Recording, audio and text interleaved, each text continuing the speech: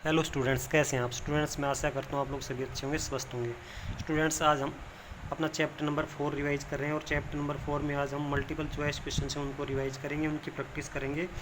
और आपका UT second जो होगा उसमें चैप्टर नंबर 3 और चैप्टर नंबर 4 आएगा। ठीक है, चैप्टर नंबर 3 और चैप्टर नंबर 4 से आपके एमसीक्यू पूछे जाएंगे। तो उनमें से कुछ क्वेश्चन आपको प्रैक्टिस के लिए यहाँ पे दिए जा रहे हैं।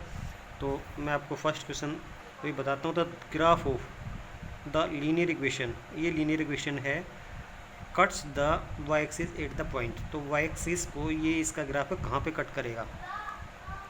तो हमें क्या करना है, वाई एक्सिस को कहाँ पे कट करेगा, Y axis at the point. ठीक है, कट्स द वाई एक्सिस को कट करेगा। तो वाई एक्सिस के ऊपर वो पॉइंट होना चाहिए। तो वाई एक्सिस के ऊपर जो भी पॉइंट होगा वो किस फॉर्म में होगा, जीरो और वाई इसकी फॉर्म में होगा। यानी पहले नंबर पे आपका क्या आना चाहिए, जीरो आना चाहिए। ठीक है, तो पहले नंबर पे जीरो कहाँ है आपका, पहले नंबर पे यहाँ पे जीरो नहीं है, तो ये नहीं हो सकता है। ये आपका हो सकता है, ये आपका नहीं हो सकता है, ये भी हो सकता है। तो इन दोनों में से हो सकता है। अभी वो आपको इसमें यहाँ पे इसको चेक करना पड़ेगा।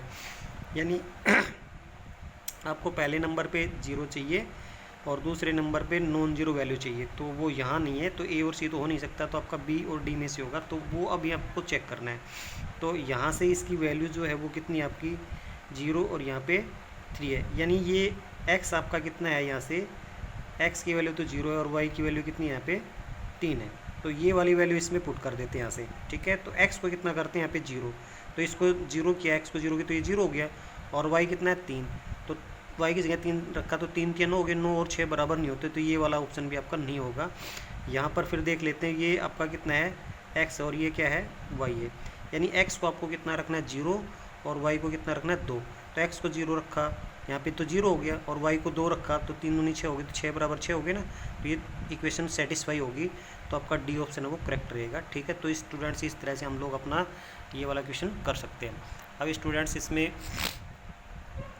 ये थोड़ा सा देखने में हो सकता है थोड़ी दिक्कत रही हो, तो आप एक बार दोबारा से देख लेंगे यहाँ से। तो ठीक है, तो ये यहाँ से ये वाला ऑप्शन आपका डी ऑप्शन है वो करेक्ट हो जाएगा। अभी हम लोग यहाँ से अपना सेकंड क्वेश्चन देख लेते हैं। तो सेकंड क्वेश्चन में any point on the x axis is of the form. ठीक है, तो एक्स एक्सिस के ऊपर जो भी पॉइंट होगा वो किस फॉर्म में होगा ये आपको बताना है। तो एक्स एक्सिस के ऊपर जो भी पॉइंट होगा वो इस फॉर्म में होगा, एक्स और ये जीरो। यानी एक्स कोऑर्डिनेट उसका कुछ ना कुछ नॉन जीरो होगा और वाई कोऑर्डिनेट उसका जीरो होगा। एक्स एक्सिस के ऊपर जो पॉइंट होगा वो इस फॉर्म में होगा। स्टूडेंट्स ये आपको याद रखना है। तो ये जो है ये ऑप्शन कहाँ मिल रहा है आपको, ऑप्शन सी मिल रहा है। तो ऑप्शन सी आपका करेक्ट हो जाएगा, क्योंकि एक्स एक्सिस के ऊपर जो भी पॉइंट होता है वो इस फॉर्म में होता है। यानी कहने का मतलब ये है, जैसे आपका 5 और 0 हो गया, 7 और 0 हो गया, यानी पहले नंबर पे नॉन जीरो आएगा, दूसरे नंबर पे जीरो आएगा। इस टाइप के जो नंबर है वो कहाँ होते हैं, आपके एक्स एक्सिस के ऊपर लाई करते हैं। ठीक है, तो ये वाली फॉर्म इसमें हो जाएगी। तो ऑप्शन सी है वो आपका करेक्ट ऑप्शन हो जाएगा। अभी स्टूडेंट्स हम लोग अपना थर्ड क्वेश्चन देख लेते हैं। Any point on the line y is equal to X is of the form, वो किस फॉर्म में होगा। तो यहाँ से आपको देखना है कि y और x दोनों बराबर हैं। तो इसका मतलब y और x दोनों बराबर हैं। तो यहाँ पे हमें देखना है कि दोनों बराबर कहाँ का है। ये यहाँ पे a और a दोनों बराबर है ना, ये x कोऑर्डिनेट है, y कोऑर्डिनेट बराबर है। तो ये वाला ऑप्शन आपका सही रहेगा, ए ऑप्शन हो जाएगा। क्योंकि यहाँ पे जीरो है और ये है, तो ये दोनों बराबर नहीं है ना, तो ये भी नहीं हो सकता। यहाँ पे a है, यहाँ पे जीरो है, तो ये भी बराबर नहीं हो सकता। और ये भी बराबर नहीं है, क्योंकि a है और यहाँ पे माइनस का a है। ठीक है, तो साइन का चेंज हो गया ना, तो ये भी नहीं हो सकता। तो a और a ये जो पॉइंट है ये इस इक्वेशन के ग्राफ के ऊपर लाई करेगा। ठीक है, ये वाला पॉइंट इस कहने का मतलब ये है कि आपका दोनों एक्स एब्सिसा और ऑर्डिनेट दोनों एक जैसे होंगे, तो वो इक्वेशन इस इक्वेशन के ग्राफ पे लाई करेगा। ठीक है, जैसे आपका ये पॉइंट है आपका 6 और 6 है, तो ये जो पॉइंट है पी पॉइंट इस इक्वेशन के ग्राफ पे लाई करेगा। ये दोनों एक जैसे ना, एब्सिसा और ऑर्डिनेट, तो ये पी पॉइंट होगा इस इक्वेशन के ग्राफ के ऊपर लाई करेगा। ठीक है, तो इस तरह से हो जाएगा। तो आपका ए ऑप्शन करेक्ट रहेगा।